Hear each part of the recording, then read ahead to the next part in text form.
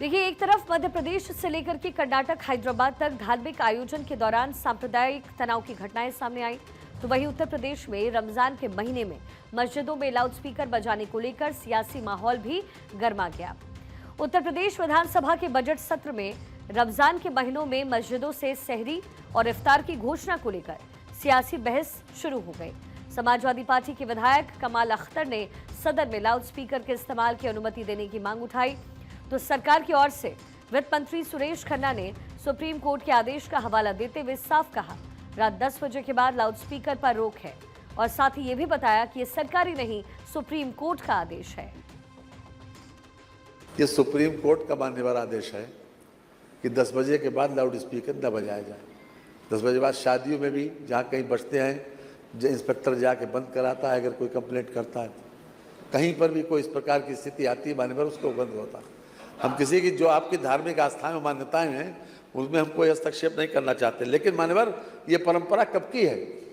ये परंपरा तब की है जब मान्यवर घड़ी नहीं हुआ करती थी। लोग पहले धूप देख के अपने अपने तरीके से, अगर कहीं पाइप लगा हुआ है उसका निशान लगा देते थे दीवार पे कि 9:30 बजे अगर सर्दियों में यहाँ पर आएगी धूप, गर्मियों में 9:30 बजे यहाँ पर आएगी। उस वक्त की परंपरा है मान्यवर। मंत्री सुरेश खन्ना के मुताबिक सुप्रीम कोर्ट का आदेश है कि रात 10 बजे के बाद लाउडस्पीकर का इस्तेमाल नहीं होगा, और सुप्रीम कोर्ट के फैसले का सम्मान करते हुए सरकार ने क्लियर किया है कि रमजान के दौरान मस्जिदों में अजान के लिए लाउडस्पीकर लगाने की इजाजत नहीं होगी। जबकि समाजवादी पार्टी लगातार ये मांग कर रही है कि 1 महीने के लिए मस्जिदों में लाउडस्पीकर लगाने की परमिशन मिलनी चाहिए। अब ऐसे में सवाल यह है कि क्या हर चीज में सियासत तलाशना जरूरी है? शून्यकाल के दौरान मुद्दा उठाते हुए कमाल अख्तर ने कहा कि भारत एक धर्म प्रधान देश है। होली, दिवाली, दशहरा, कावड़ यात्रा, ईसाई और सिख समुदाय के पर्व सब मनाए जाते हैं, तो रमजान के पवित्र महीने में मस्जिदों से सहरी और इफ्तार की संक्षिप्त घोषणा की अनुमति क्यों नहीं? रोजा रखने वालों को समय की जानकारी देने के लिए ये परंपरा वर्षों से चली आ रही है। इसमें राजनीति नहीं, व्यवस्था होनी चाहिए।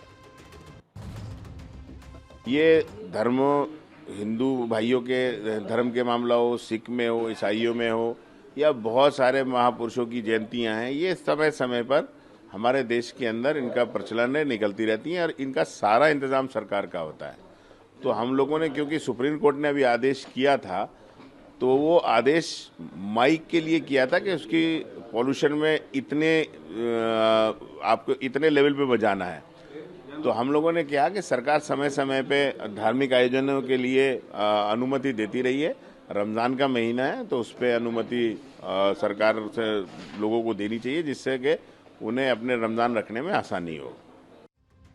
अब सुप्रीम कोर्ट और हाईकोर्ट के निर्देश की अगर बात करें तो ध्वनि प्रदूषण को लेकर अदालतें समय सीमा और डेसिबल लिमिट तय कर चुकी है। रात 10 बजे से सुबह 6 बजे तक सार्वजनिक लाउडस्पीकर पर सामान्य रोक रहती है।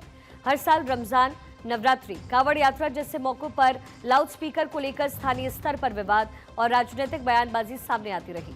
तो सवाल सिर्फ रमजान का नहीं है, सवाल धार्मिक स्वतंत्रता और सार्वजनिक व्यवस्था के बीच संतुलन का है। हर साल त्योहार के साथ ये बहस लौट जाती है, लेकिन समाधान कानून के दायरे में संवाद के जरिए ही निकल सकता है।